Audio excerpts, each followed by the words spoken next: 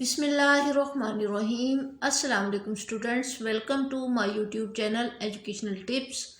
ہم پڑھ رہے ہیں جماعت پنجم کی اردو کی کتاب کا۔ آج ہم پڑھیں گے سبق نمبر 12، دنیا آپ کی مٹھی میں۔ تو چلیے جی، اب ہم اس کے سب سے پہلے تلفظ سیکھ لیتے ہیں کہ اس کے جو مشکل الفاظ ہیں ان کو ہم نے کیسے ریڈ کرنا ہے۔ پہلا لفظ ہے ٹیکنالوجی، دوسرا ہے منظم، انقلاب،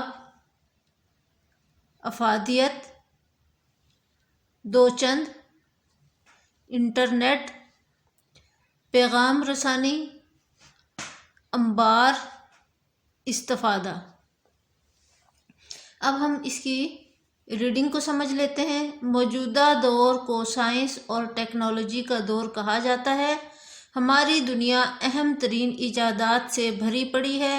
موبائل فون، ٹیلی ویژن، کمپیوٹر، ہوائی جہاز، گاڑیاں، غرض ایک سے بڑھ کر ایک ایجاد ہماری زندگی کا حصہ ہے۔ یوں تو سبھی ایجادات اہم ہیں، لیکن کمپیوٹر کو اہم ترین ایجاد کہہ سکتے ہیں۔ شروع میں کمپیوٹر حساب کتاب، معلومات منظم کرنے اور محفوظ بنانے کے کام آتا تھا۔ منظم کرنا مطلب اس کو ترتیب دینا، آرگنائز کرنا۔ انٹرنیٹ ایجاد ہوا تو کمپیوٹر کی افادیت دو چند ہو گئی۔ انٹرنیٹ کے ذریعے سے دنیا بھر کے کمپیوٹر آپس میں جڑ گئے۔ پیغام رسانی کی دنیا میں انقلاب آ گیا۔ ایک کمپیوٹر کی معلومات دوسرے کمپیوٹر تک پلک جھپکنے میں پہنچنے لگیں۔ یوں دنیا نے عالمی گاؤں کی شکل اختیار کر لی۔ یہ دیکھیے، سدرا نے جیسے ہی کمپیوٹر آن کیا، اس نے امی ابو کو آواز دی کہ حامد بھائی کا پیغام اور تصویریں آئی ہیں۔ حامد کا نام سنتے ہی امی ابو اور اس کا چھوٹا بھائی احمد دوڑے چلے آئے۔ حامد سدرا کا بڑا بھائی ہے۔ کچھ ہی عرصہ پہلے وہ لندن تعلیم حاصل کرنے گیا تھا۔ حامد نے یہ پیغام اور تصویریں ای میل کے ذریعے بھجوائی ہیں۔ ای میل خط کی جدید شکل ہے جو انٹرنیٹ کے ذریعے سے بھیجی جاتی ہے۔ حامد کی خیریت کے بارے میں جان کر سب نے اللہ تعالیٰ کا شکر ادا کیا اور اس کی تصویریں دیکھ کر بہت خوش ہوئے۔ طالب علموں کے لیے بھی انٹرنیٹ نے بہت سی سہولیات پیدا کر دی ہیں۔ انٹرنیٹ کی مدد سے اب گھر بیٹھے تعلیم حاصل کی جا سکتی ہے۔ کچھ عرصہ پہلے تک اس بات کا تصور بھی نہیں کیا جا سکتا تھا۔ آج انٹرنیٹ کی مدد سے ایک دور دراز علاقے میں بیٹھا ہوا طالب علم بھی اعلیٰ ماہر اساتذہ سے استفادہ کر سکتا ہے۔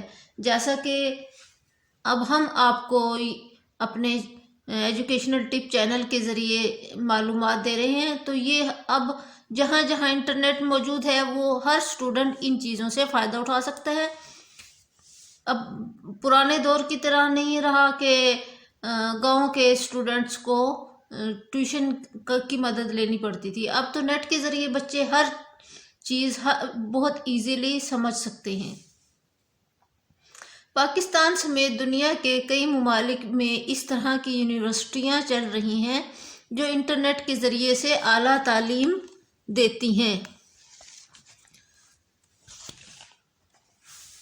انٹرنیٹ کے ذریعے سے معلومات کے خزانے ہمارے سامنے کھل جاتے ہیں۔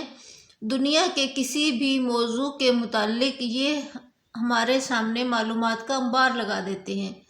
انٹرنیٹ پر ہم کتابیں پڑھ سکتے ہیں۔ انٹرنیٹ کھولتے ہی دنیا کی بڑی بڑی لائبریریاں ہمارے سامنے آ جاتی ہیں۔ مذہب، قرآن پاک کی تفسیر، سیرت، سائنس، ٹیکنالوجی، ادب، بچوں کی نظمیں اور کہانیوں سمیت ہر موضوع پر ہزاروں کتابیں ہیں۔ جیسا کہ ابھی پچھلے دنوں وقت گزرا ہے تو اس کے مطابق تو ہر بچے کو نیٹ کا استعمال اور اس سے انفارمیشن نکالنے کا سبھی بچوں کو طریقہ معلوم ہو چکا ہے۔ جوزف کو جب بھی پڑھائی میں کوئی مشکل پیش آتی ہے یا اسے کسی موضوع پر معلومات درکار ہوتی ہیں۔ انٹرنیٹ اس کا کام آسان کر دیتا ہے۔ اس کی بہن ماریا کو مختلف قسم کے کھانے پکانے اور آرائشی اشیاء تیار کرنے میں دلچسپی ہے۔ آرائشی اشیاء سے مراد ہے جیسے گھر میں چھوٹے چھوٹے ڈیکوریشن پیس بچے بنا لیتے ہیں، یا کوئی بھی بنا سکتا ہے، نیٹ پر سرچ کر کے کوئی بھی بنا سکتا ہے۔ وہ اپنے اس شوق کو انٹرنیٹ کے ذریعے ہی پورا کرتی ہے۔ گھر والے بھی ماریا کے ہنر کی داد دیتے ہیں۔ راجندر صاحب ایک مصروف شخص ہیں۔ وہ اسٹاک ایکسچینج میں کام کرتے ہیں۔ انٹرنیٹ کی مدد سے وہ اپنے کام گھر بیٹھے ہی کر لیتے ہیں۔ وہ بجلی، پانی، گیس اور ٹیلی فون کے بل انٹرنیٹ کی مدد سے جمع کروا کر اپنا قیمتی وقت بچا لیتے ہیں۔ ان کی بیگم بھی کبھی کبھار سودا سلف انٹرنیٹ کی مدد سے منگوا لیتی ہیں۔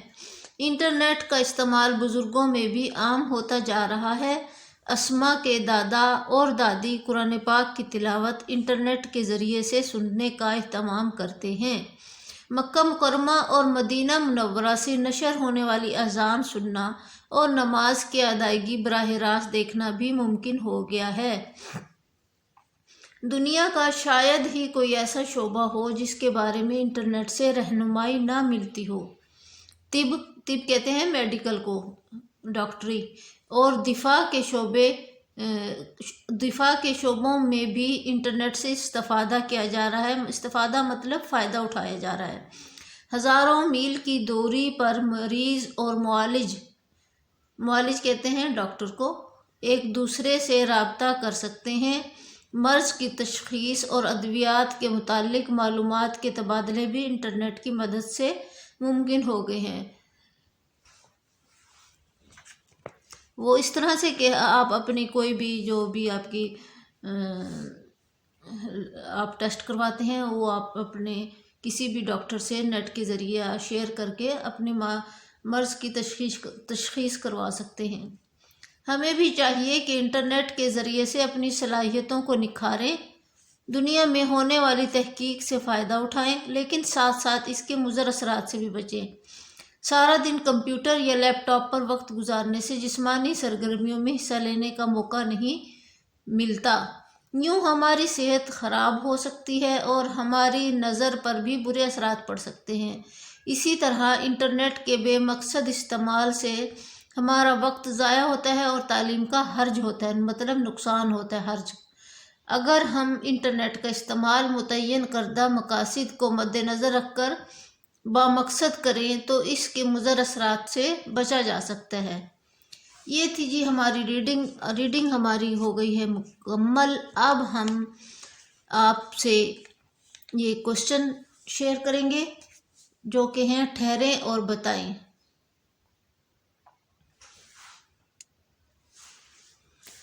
سوال کیا ہے جی ہمارا؟ دنیا بھر کے کمپیوٹروں کو کس کے ذریعے سے ایک دوسرے کے ساتھ جوڑ دیا گیا ہے؟ اس کا جواب دیکھ لیجئے اور جو مناسب سمجھیں تو اس کا اسکرین شاٹ بھی لے سکتے ہیں۔ دنیا بھر کے کمپیوٹر انٹرنیٹ کے ذریعے آپس میں جڑ گئے ہیں۔ دوسرا کوشچن ہے، خط کی جدید شکل کو کیا کہتے ہیں؟ اس کا جواب دیکھ لیجئے۔ خط کی جدید شکل کو ای میل کہا جاتا ہے۔ ٹھیک ہے جی، اب ہم اس کے الفاظ معنی بھی دیکھ لیتے ہیں۔ پہلا لفظ کیا ہے؟ انبار۔ اس کے معنی ہیں ڈھیر، خیریت، سلامتی، افادیت، فائدہ مند ہونا، درکار ہونا، ضرورت ہونا، مضر، نقصان دہ، داد دینا، تعریف کرنا، استفادہ کرنا، فائدہ حاصل کرنا، ہنر، کام، فن۔ اب ہم اس کی بلینکس دیکھ لیتے ہیں۔ اس کی فل ان دی بلینکس مطلب خالی جگہ، کس طرح سے ہم نے اس میں کون کون سے الفاظ کو پر کر کے اپنی خالی جگہ کو مکمل کرنا ہے۔ پہلا کیا ہے جی؟ موجودہ دور کو سائنس اور ڈیش کا دور کہا جاتا ہے۔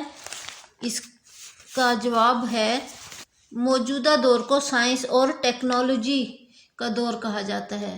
پھر ہے انٹرنیٹ ڈیش ہوا تو کمپیوٹر کی افادیت دوچند ہو گئی۔ انٹرنیٹ کیا ہوا؟ ایجاد ہوا تو کمپیوٹر کی افادیت دوچند ہو گئی۔ تیسرے میں ہے ای میل خط کی ڈیش شکل ہے۔ کون سی ہے جی؟ ای میل خط کی جدید شکل ہے۔ راجندر صاحب ڈیش میں کام کرتے ہیں، اسٹاک ایکسچینج۔ دنیا نے ڈیش کی شکل اختیار کر لی ہے، عالمی گاؤں۔ یہاں تک اب ہم اس کا سوال نمبر 3 دیکھ لیتے ہیں۔ درست بیانات پر ٹک کا نشان لگائیں اور غلط بیانات پر کراس کا نشان لگا کر اس کو پر کرنا ہے۔ انٹرنیٹ نے طالب علموں کے لیے سہولیات پیدا کر دی ہیں۔ یہ فقرہ جو ہے غلط ہے یا صحیح ہے؟ یہ ہے صحیح، اس پر ہم ٹک لگائیں گے۔ دنیا بھر کے کمپیوٹر تاروں کے ذریعے آپس میں جڑ گئے ہیں، یہ ہے غلط، کیونکہ کمپیوٹر کو انٹرنیٹ کے ذریعے آپس میں جوڑا گیا ہے۔ انٹرنیٹ کی بدولت پیغام رسانی کی دنیا میں انقلاب آ گیا ہے، صحیح۔ ماریا کو کپڑوں کی سلائی کرنے کا شوق ہے، نہیں، کپڑوں کی سلائی نہیں بلکہ کھانے پکانے اور آرائشی اشیاء کا اس کا شوق ہے۔ انٹرنیٹ کا استعمال بزرگوں میں بھی عام ہوتا جا رہا ہے، درست، اس پر ہم ٹک لگائیں گے۔ یہاں تک ہے جی ہماری آج کی ویڈیو۔ آئی ہوپ کہ آپ کو یہ سب کچھ سمجھ آ گیا ہوگا، اور جو ہمارے نئے ساتھی ہیں اگین وہ ہمارے چینل کو سبسکرائب کر لیں، ہماری ویڈیو کو لائک کرنا مت بھولیے گا، اور تمام سوشل میڈیا پر اس کو ضرور شیئر کیجیے گا تاکہ دوسرے لوگ بھی اس سے فائدہ اٹھا سکیں۔ اس کے ساتھ ہی میں اجازت چاہوں گی، دعاؤں میں یاد رکھیے گا۔ اللہ حافظ۔